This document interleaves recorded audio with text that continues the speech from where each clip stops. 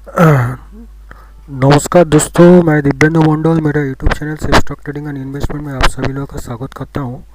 मैंने कुछ important stock market related news update करूंगा। उसके अंदर जो है वो है RBI new banking policy, NBFC shares rise, क्या बनेगा नए बैंक्स। ठीक है, उसके बाद ये मेन स्क्रिप्ट है। इसके बाद जो बहुत सारा न्यूज़ है वो, ये जो एक्सेल फाइल में जितना सारा न्यूज़ है उसका लिंक इधर दिया हुआ है।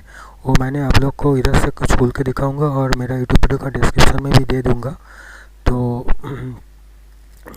उसमें से भी आप लोग पढ़ ले सकता है।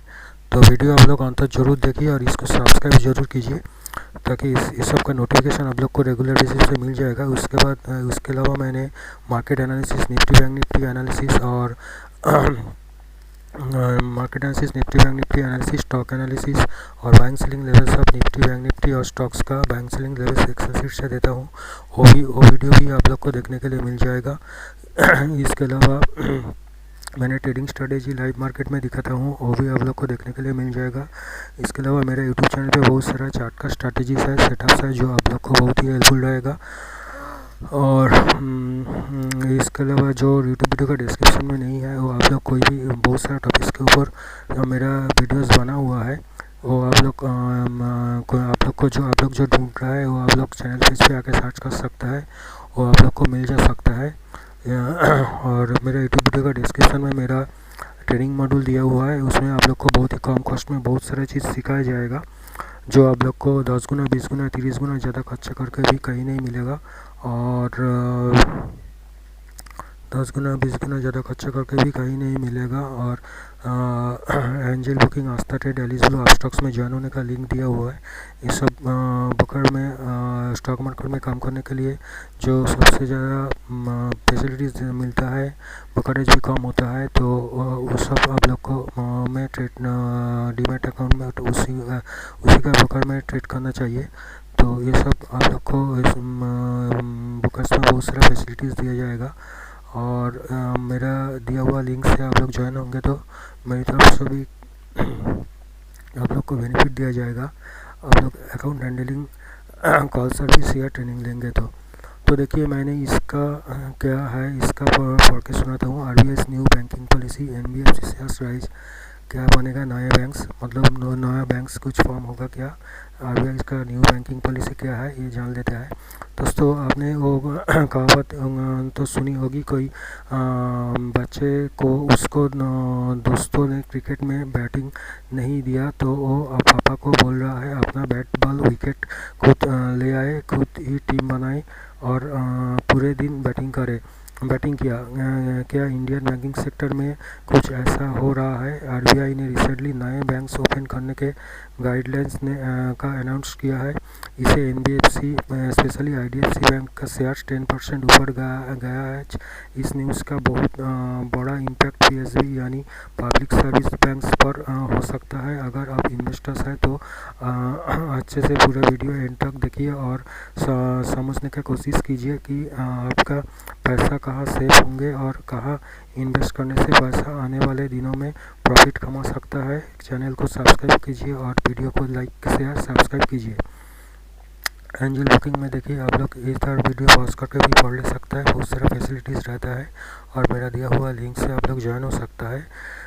न्यू बैंकिंग रिकमेंडेशंस, आरबीआई ने रिसेंटली एक इंटरनल वर्किंग ग्रुप बनाया था जिन्होंने इंडिया का बैंकिंग सेक्टर में कुछ मॉडिफिकेशन लाने का रिकमेंड किया है। क्या है ये रिकमेंडेशंस? बैंक प्रोमोटर्स का शेयर्स होल्डिंग 15% से 26% of the paid voting equity share capital of bank करने के लिए रिकमेंड किया गया है। बैड कॉरपोरेट्स को बैंकिंग सेक्टर में गाइडेड एंट्री देने की बात कही गई है और बड़े एनबीएफसीज को बैंक बनाने के लिए रिकमेंड किया गया है। पहले पॉइंट यानी बैंक प्रोमोटर्स के शेयर्स 15% से 26% करने का प्लान को कैसे देखा जा सकता है? शायद ये इसीलिए किया जा रहा है कि ताकि प्रोमोटर्स का बैंक के functions and operations and decision पर ज़्यादा कंट्रोल हो और इससे बैंक का ओवरऑल ऑपरेशंस बेटर हो। जिन बैंक्स में प्रोमोटर होल्डिंग के डाइल्यूट किया गया है वह प्रोमोटर्स अपना होल्डिंग फिर से 26% कर सकता है, ऐसा भी कहा गया है। क्या इसे सही में कुछ फ़ायदा होगा? जिन बैंक्स ने 15% का होल्डिंग रखा है फिलहाल, क्या वो 25% करना चाहेंगे? अगर ऐसा हुआ तो बाईबैक करना पड़ेगा और वो कॉस्टली साबित हो सकता है, स्पेशली उन पीएसबीज के लिए जिनको पिछले 3-4 क्वार्टर से कोई मुनाफा नहीं पहुंचा है। शायद ये डिसीजन लॉन्ग टर्म में उतना इफेक्टिव नहीं होगा किसी के लिए, लेकिन 26% होल्डिंग करने के से अगर ओवरऑल बैंकिंग परफॉर्मेंस बेहतर होता है तो वो पीएसबी के लिए सोचने वाली बात होगी। दूसरा पॉइंट ऐसा है आरबीआई दूसरा पॉइंट है कॉरपोरेट्स को बैंक खोलने का परमिशन देना। आरबीआई ने कहा है कि बड़े कॉरपोरेट्स जिनका एसेट साइज 50,000 करोड़ या उससे ज़्यादा है और जो 10 साल से कंपनी चला रहा है उनको बैंकिंग लाइसेंस दिया जा सकता है, प्रोवाइडेड के वो सारे बैंकिंग रेगुलेशंस को फॉलो करें। दोस्तों, मैं कुछ ही दिनों पहले ये कहा था कि वो दिन दूर नहीं है जब रिलायंस इंडस्ट्रीज अपना बैंक भी लॉन्च करेगी और इंडिया का बैंकिंग सेक्टर में एक बहुत बड़ा रिफॉर्म आएगा। शायद ये डिसीजन उसी का तरफ इशारा कर रहा है।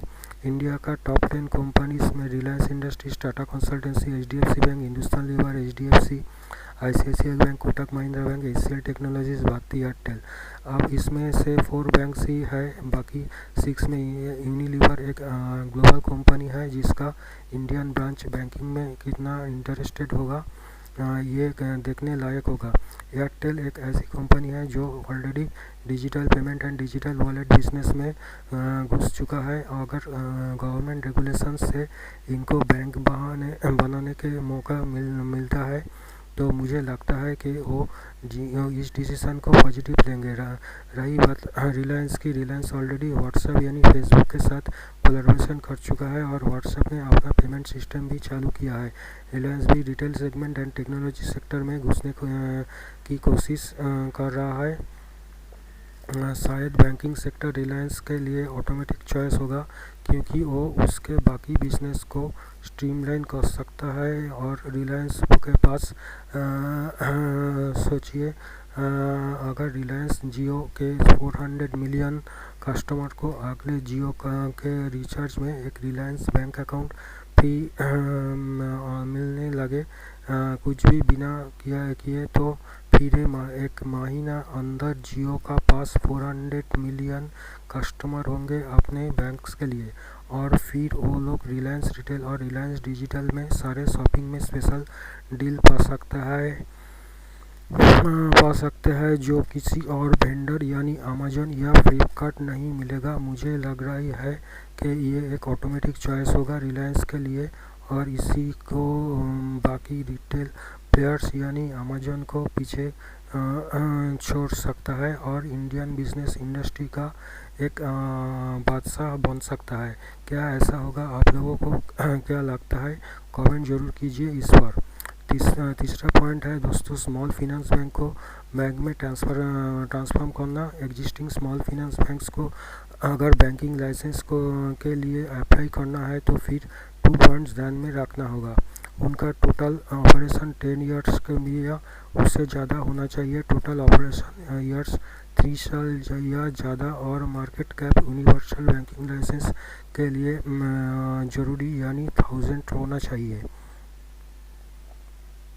इन दोनों में कोई भी मीट हुआ तो स्मॉल फाइनेंस बैंक्स यानी एसएफसीज बैंकिंग लाइसेंस के लिए अप्लाई कर सकता है। आईडब्ल्यूजी यानी आरबीआई वर्किंग कमेटी ने ये भी सिफारिश किया है कि यूनिवर्सल लाइसेंस का लिए 1000 करोड़ या कैपिटल रिक्वायरमेंट कर दिया लाए जो अभी 500 करोड़ है। क्या होने वाला है आगे दोस्तों? अब तक हमने सिर्फ न्यूज़ देखा नंबर्स देखे, रेगुलेशंस को देखा, लेकिन मैं जो बताने जा रहा हूँ वो आपके लिए बहुत ही वाइटल साबित होगा, क्योंकि ये एक्चुअल एनालिसिस है जो कहीं और नहीं मिलेगा आपको। तो ध्यान से सुनिए। इंडिया में जितने भी पीएसबीस है, पब्लिक सेक्टर बैंक्स, उनमें से सिर्फ टॉप 4 हालत अच्छी है। इन 4 पीएसबी टोटल पीएसबी का एसेट 75% रिप्रेजेंट करता है। बाकी 8 बैंक्स की हालत ऐसी है कि एवरेज रिटर्न ऑन एसेट सिर्फ 0.18% है और एवरेज रिटर्न ऑन इक्विटी सिर्फ 4.57% है। आप समझ सकते हैं कि इन बैंक्स के इस हाल में इस हाल में रहना कितना डेंजरस है। इनको वर्किंग कैपिटल के लिए टाइम टू टाइम सरकार से मदद लेनी पड़ती है। गवर्नमेंट इसी प्रोसेस को बंद करना चाहती है। अगर मेजर कॉरपोरेशन बैंकिंग में आ गए तो पीएसबीज को आराम से मर्ज किया जा सकता है कुछ बड़े कॉरपोरेट्स के साथ। स्मॉल फाइनेंस बैंक्स को भी छोटे पीएसबीज के साथ जोड़ दिया जा सकता है। अब सवाल ये है कि सबसे पीएसबीज को प्राइवेट कर दिया जाएगा तब क्या पेंशन्स या बेनिफिट ऐसे ही रहेंगे। आरबीआई कमेटी का कहना है कि सब कुछ ऐसे ही रहेगा और शायद बेहतर होगा, क्योंकि बैंक्स का ऑपरेशन स्ट्रीमलाइंड होगा और प्रोसेस बेटर होंगे। बैंक्स में मॉडर्न टेक्नोलॉजी का इम्प्लीमेंटेशन होगा तो कस्टमर्स बढ़ेंगे और नेचुरली हेल्थ बेटर होगा देश का इकोनॉमी का। लेकिन इसका एक अपोजिट साइड भी है। ये बैंक सरकार का प्रॉपर्टी है और अगर सरकार चाहे तो इसमें प्रॉपर कैपिटल इन्फ्यूज करके कॉर्पोरेट गवर्नेंस को प्रमोट कर सकते हैं। इन बैंक्स के working hours and working methods को बदलकर अगर सरकार इनको प्रॉफिटेबल बनाती है और उसके बाद प्राइवेट बैंक्स को मार्केट में लाती है, तब शायद मर्जर की ज़रूरत नहीं पड़ सकती है और तब मार्केट में बहुत सारे प्लेयर्स होने के वजह से कंपटीशन अच्छा होगा और सर्विस भी बेटर होगा। और ना अगर सब कुछ भी प्राइवेट पार्टीज के हाथों में चले जाए तो क्या पता नए बैच ऑफ एम्प्लॉयज़ को पेंशन की सुविधा ना मिले, बेनिफिट्स कम हो जाए, क्योंकि सबको पता है प्राइवेट जॉब्स की हालत कैसी है। स्पेशली वर्क फ्रॉम होम के बाद ऑफिस और घर में फासला कुछ बचा नहीं है। तो अभी देखना है कि देश का इकोनॉमी के इस बुरे दौर का देश का फिनेंशियल सिस्टम्स को रिफॉर्म करने का डिसीजन कुछ अच्छा न्यूज़ लाएगा या फिर एक वन टाइम पॉलिसी चेंज की तरह होगा, जिसे आखिर में सिर्फ बड़े कंपनीज मिलियंस और बिलियंस कमा चले जाएंगे और इन्वेस्टर्स लक्ष्मी विलास बैंक के शेयर होल्डर्स की तरह हाथ में डिवैल्यूड शेयर्स पकड़ के खड़े रहेंगे। तो आप लोग को भी इसका कमेंट करके ज़रूर बताना आप लोग का इसमें क्या ओपिनियन है। अच्छा, इसमें से इसके बाद मैंने कुछ इधर से देखिए बहुत सारा न्यूज़ है, मैंने एक दो खोल के दिखाता हूँ और आप लोग को ये न्यूज़ आप लोग को दे दूँगा, आप लोग को ये लिंक्स दे दूँगा तो आप लोग देख सकते हैं। भारतीय Airtel chairman Sunil Mittal says telecom tariff hike needed. ठीक है, तो उन्होंने क्या बोल रहा है एक बार देख लेते हैं।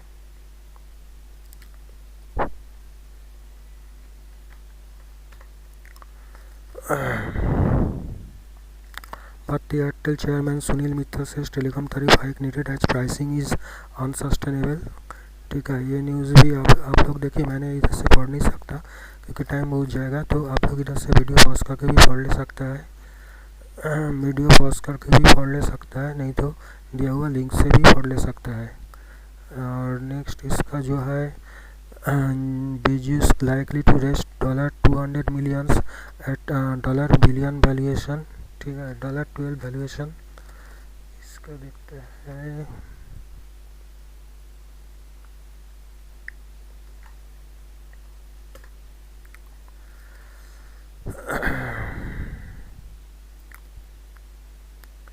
अभी आप लोग ये न्यूज़ देख सकता है। ठीक है, ये आप लोग वीडियो धीरे धीरे पॉज करके भी देख ले सकता है, नहीं तो दिया हुआ लिंक से भी देख सकता है। और इसके बाद जो है stocks to watch, Reliance, NBFC, Vodafone, Tata steel देखता है, इसको खोल के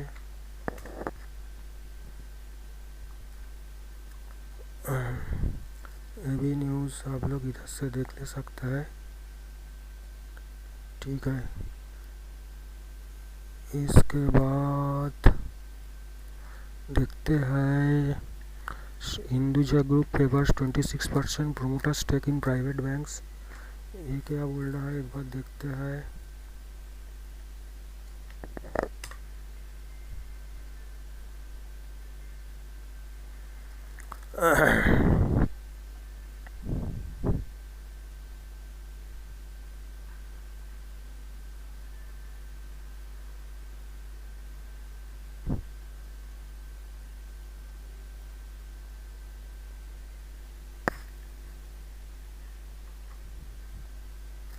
RBI एक्सप्लेनेशन, अच्छा लक्ष्मी विलास बैंक्स का क्या बोलता है।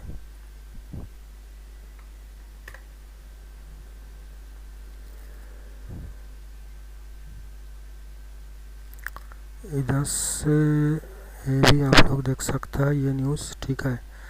अच्छा इसके बाद जो है RBI seeks explanation from HDFC bank about frequent disruptions, क्या बोल रहा है देखते हैं एक बार।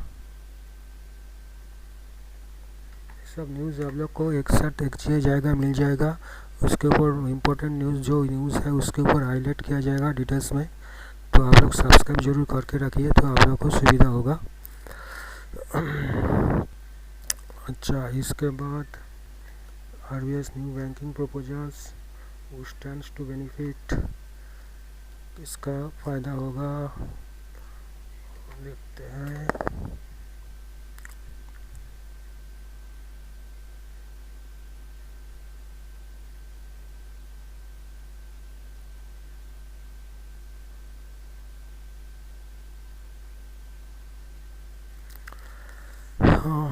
सर देखा दिया। अच्छा इसके बाद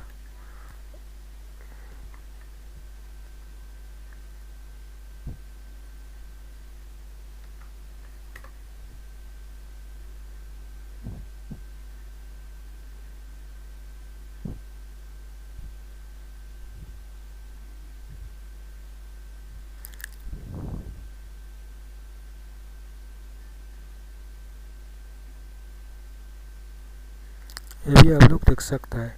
तो वीडियो यही ख़त्म करता हूँ दोस्तों। आप लोग कमेंट जरा ज़रूर बताइए आप लोगों को कैसा लग रहा है। आप लोग को इसके पहले तो इस वीडियो का ओपिनियन दीजिए, और दूसरा ये आप लोग को कैसा लग रहा है वो भी कमेंट करके ज़रूर बताइए। पसंद होगा तो ज़रूर लाइक कीजिए, और डिसलाइक भी आप लोग को पसंद नहीं आएगा वो भी का रीज़न बताइए। आप लोग को कमेंट द्वारा ज़रूर बताइए, और सब्सक्राइब जरूर कीजिए, शेयर जरूर कीजिए। धन्यवाद।